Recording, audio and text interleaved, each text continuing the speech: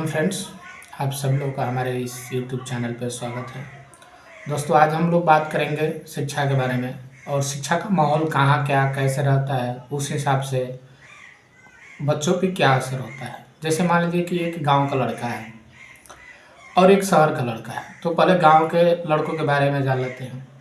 गांव के लड़कों के ऊपर गार्जियंस का केयर जो होता है बहुत कम होता है, बिल्कुल ना के बराबर होता है। बच्चा पढ़ने गया तो ठीक है, नहीं गया तो खेतों में काम करने के लिए लेके चला जाता है। गांव के लोग क्या करते हैं कि अपने बच्चे को अपने साथ खेत में लेके जाते हैं। पिता सपोर्ट करता है बच्चों को खेतों में काम करने के लिए। और वहीं शहर के देखा जाता है तो शहर के जो गार्जियंस होते हैं वो अपने बच्चों को प्रतिदिन स्कूलों में लेके जाते हैं।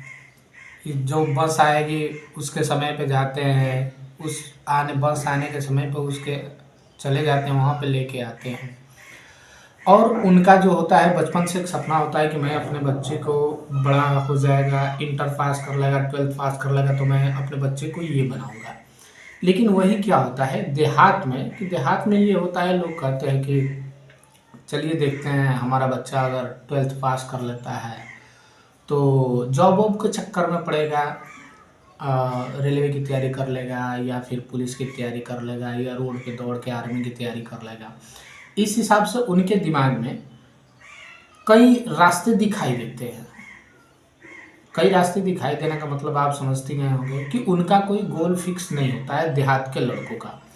वही देखते हैं शहर के लड़के क्या होते हैं कि उनके गार्जियन पहले ही ये अपना गोल फिक्स कर लेते हैं कि मुझे अपने बच्चे को इस लाइन में भेजना है, और जैसे ही बच्चे को उस लाइन में भेजने के लिए उस हिसाब से उसको पढ़ाते हैं तो बच्चा भी उसका भी गोल फिक्स होता है कि मुझे बड़ा होके ये बनना है, आईएएस बनना है या पीसीएस बनना है या सरकारी नौकरी करनी है या फिर जॉब करने हैं अच्छे जिसमें अच्छा खासा इनकम हो, बीटेक हो गया, आईटीआई हो गया, ऐसे मतलब जॉब के वो लोग चक्कर में अपना एक गोल लेके पढ़ते हैं। तो ये है देहात और शहर के बच्चों के बीच में अंतर। अब देखिए क्या होता है हम लोग के गांव में, क्या होता है गांव के लोग अक्सर लोग कहते हैं कि चलिए देखते हैं अगर हमारा बच्चा अगर इंटर पास कर लेता है तो उसके आगे डिसाइड किया जाएगा कि ये क्या करेगा। हो सकता है आईटीआई कर ले, पॉलिटेक्निक कर ले, किसी भी कंपनी में जाकर जॉब वॉब करेगा तो 15-20 हज़ार रुपया इसको मिल जाएगा। ये खाने के लिए तड़पेगा नहीं, इसे 2-4 पैसे की ज़रूरत जो होगी वो पूरा हो जाएगा। तो उनकी बस ज़रूरत तक ही लोग सीमित रह जाते हैं। और शहर के बच्चे वही क्या करते हैं कि भाई अच्छी पढ़ाई करते हैं, अच्छी नॉलेज हो जाता है उनके पास, तो वो अच्छा जॉब गवर्नमेंट जॉब ले लेते हैं या फिर अच्छी कंपनियों में जाके उच्च लेवल के नौकरी पा लेते हैं जिनसे उनके अच्छा अर्निंग होता है।